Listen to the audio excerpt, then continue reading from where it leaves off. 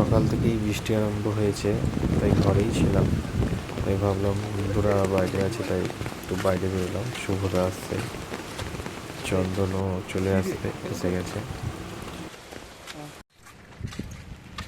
প্রচণ্ড বৃষ্টির দিনে আমরা মাঠের দিকে একটু ঘুরতে এলাম ছাতা নিয়ে। লাগবে কুমোর একটা লাগিয়ে নিব। খুব জোরে বৃষ্টি হচ্ছে আর খুব জোরে নাও বইছে। এই কত মাছ, কত মাছ দেখো,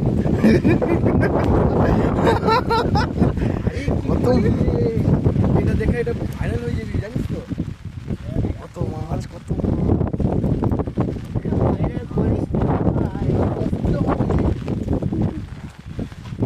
এখানে মুগরি থেকে মাছ ধরতে এসছি।